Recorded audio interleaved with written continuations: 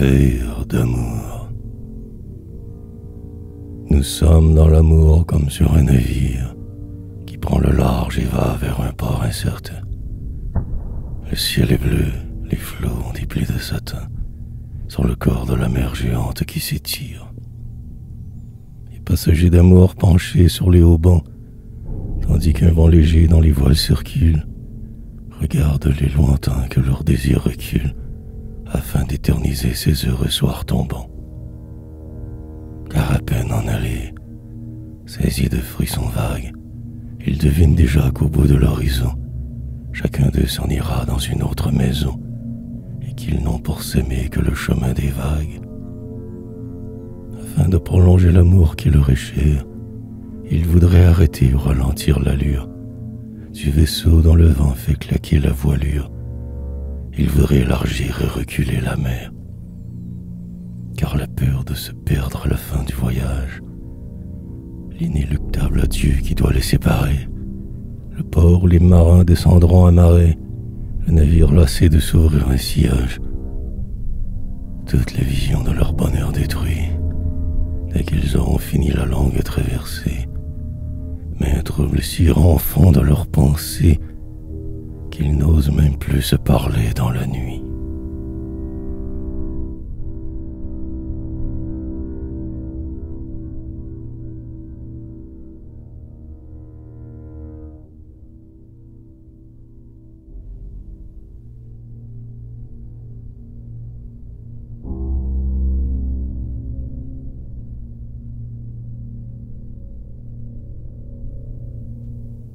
J'entre dans ton amour comme dans une église où flotte un voile bleu de silence et d'encens. Je ne sais si mes yeux se trompent, mais je sens des visions de ciel où mon cœur s'angélise. Est-ce bien toi que j'aime ou bien est-ce l'amour?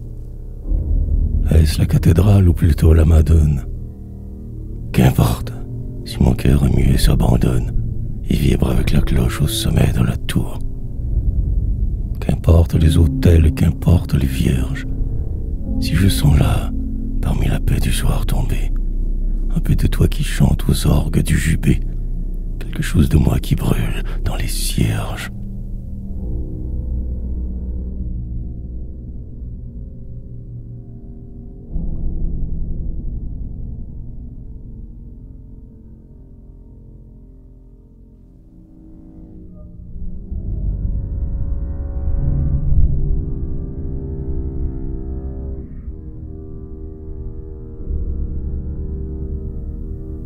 Dis, les commencements d'amour sont les meilleurs. C'est une impression, une réminiscence, de souffrance finie, de convalescence, de malades guéris qui reviennent d'ailleurs, qui reviennent chez eux, dans leur maison rouverte, s'appuyant l'un sur l'autre, incertains de leurs pas. Ils vont se regardant et parlant encore bas, à travers le jardin dont la pelouse est verte. Ils gardent dans leurs yeux le soleil du midi, et dans l'eau du bassin ils se trouvent moins pâles. Mais ils ont peur encore et se couvrent de châles lorsque le soir descend dans le parc à Tieti. Car sont-ils bien guéris? Sont-ils plus malades du mal d'être trop seuls et de ne pas aimer? Et leurs cœurs, doucement inquiets, vont semer leurs rêves dans le vent comme des sérénades.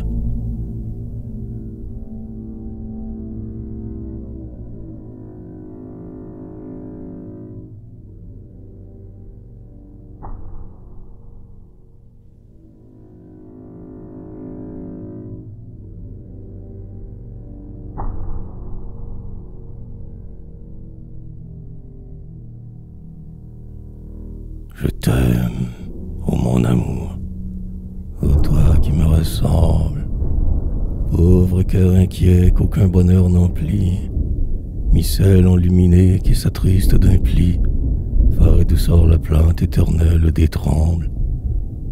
Je t'aime, ô ma beauté, puisque ton sort est tel que tu rêves d'amour en sachant que je t'aime. Toi qui, pareil à moi, te tourmentes toi-même, en sentant fugitif ce qu'on rêve immortel. Toi, pour qui le présent est une source en fuite, où, parmi l'eau qui souffre, on se mire un moment, tu comprends que je pleure, inconsolablement, le passé triste et cher comme un pays qu'on quitte. Je t'aime, ô mon amour, ô mon ombre, ô ma sœur. Il semble, dans notre âme à la même chimère, que nous avons jadis aimé la même mère, et du même baiser partagé la douceur. Je t'aime, ô mon amour, parce que l'un et l'autre, l'infini nous sépare ainsi qu'un noir témoin, puisque, même enlacés, nous nous sentons si loin, sans jamais pouvoir faire un seul cœur qui soit nôtre. Car nous sommes pareils à des miroirs jumeaux, où tout se mire et luit d'identiques manières, mais l'ombre de la nuit absorbe la lumière, et nous nous sentons loin dans l'exil des trumeaux. Au cœur semblable au mien, cœur profond qui m'évoque un ciel d'automne, un ciel maladif et changeant, où fleurit, parmi les nuages voyageants, toute une floraison d'étoiles équivoques.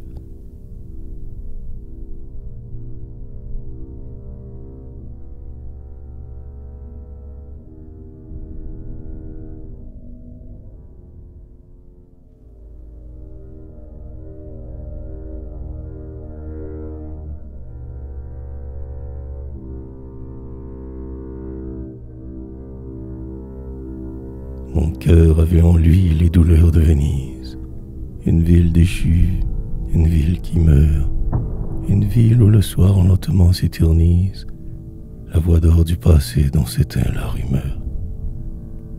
Une ville de rêve où des canaux prolongent leur chemin de silence et de froide douleur, entre les quais de pierre abandonnés qui songent et mettent dans l'eau sombre un peu de leur pâleur. Mais voici que, soudain, la cité de mon âme a reconquis son faste et son orgueil ancien. Quand vous avez reluit, fait d'amour et de flammes, soleil roux, toison d'or, drapeau vénitien. Et mes rêves, baignés du feu des girandoles, ont pincé le luth sous le lunan halo. Et j'ai senti le soir des fuites de gondoles qui passaient sur mon cœur étoilé comme l'eau.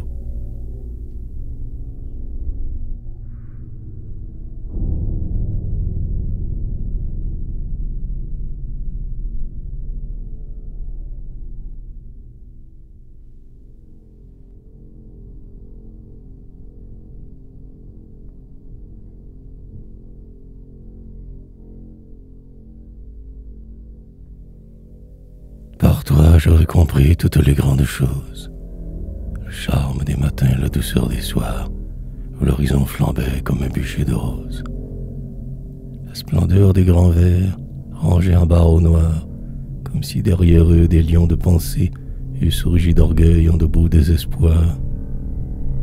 Mon âme auprès de toi s'est souvent balancée, avec plus de mollesse ou amas que d'un concert, dans l'image des sons où tu t'étais versé. Car, par le soir tombant, teint de rose et de vert, par le tranquille soir d'été mélancolique, sous tes regards aigus tout mon cœur s'est ouvert. S'est ouvert sous tes yeux profonds et métalliques, qui lui faisaient des trous avec leurs poignards d'or, et c'est par ces trous-là que les grandes musiques, à cette heure adorable, le jour qui s'endort, a fauché les rayons du soir comme des seigles, les musiques donc chantant, prenant l'essor, entraient, ouvrant leur aile en moi, comme des aigles.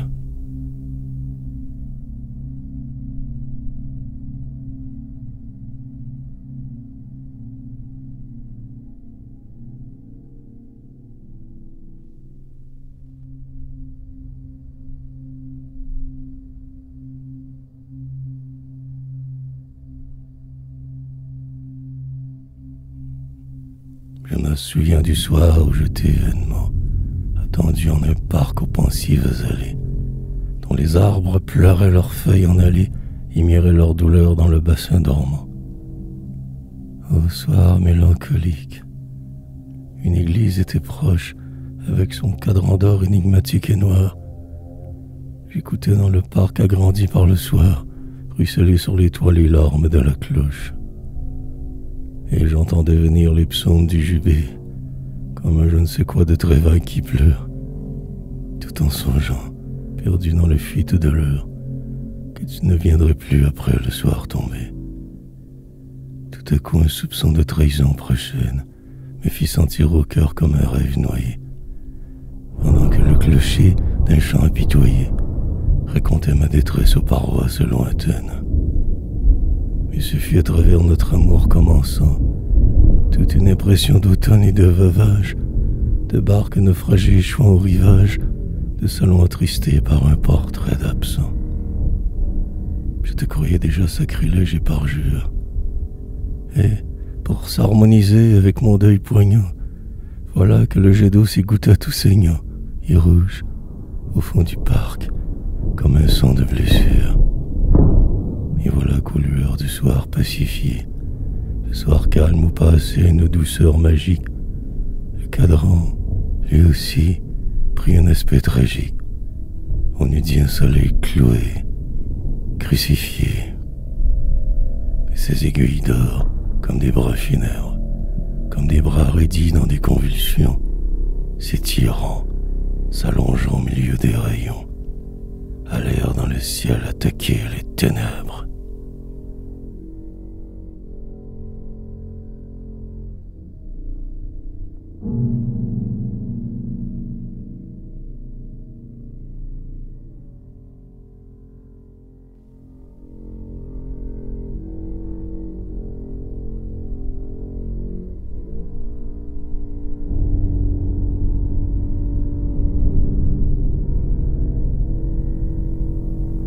Querelle des amants, trahison des paroles, romance qu'on embrouille aux cordes des viols, sanglots criards des violons désaccordés. Querelle, soupçon noir dans les cœurs obsédés, grande douleur pour les causes les plus petites. Les seuils sont défendus, les portes interdites.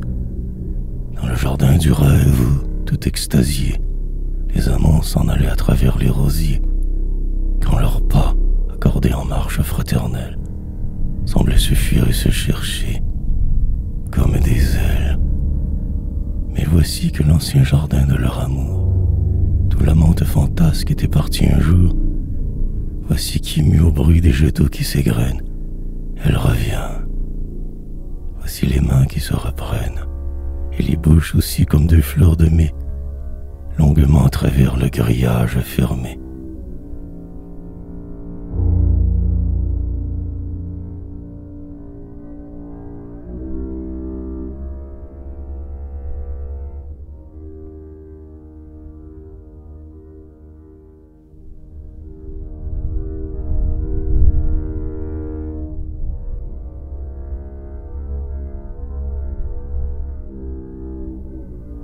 Si frais, tes doigts ont l'air d'avoir joué dans l'eau. Tes doigts frêles, pareils aux doigts de ces infantes, avec de clairs bijoux sur leurs robes bouffantes, qu'on voit au fond d'un parc dans quelque ancien tableau. Au charme du printemps, ton charme s'apparit, et tes cheveux soyeux dorés tu les as, mêlés comme un bouquet de jaunes mimosas, aux roses pâles dont ta figure est fleurie. Quelque chose de doux, de grave et d'émouvant t'appelle au fond des bois par la bouche du vent et dans l'ombre des fleurs que tu recontinues. Se déplace un rayon qui s'est insinué sous le parasol d'or lentement remué de l'ombre du soleil dans les blanches ciguës.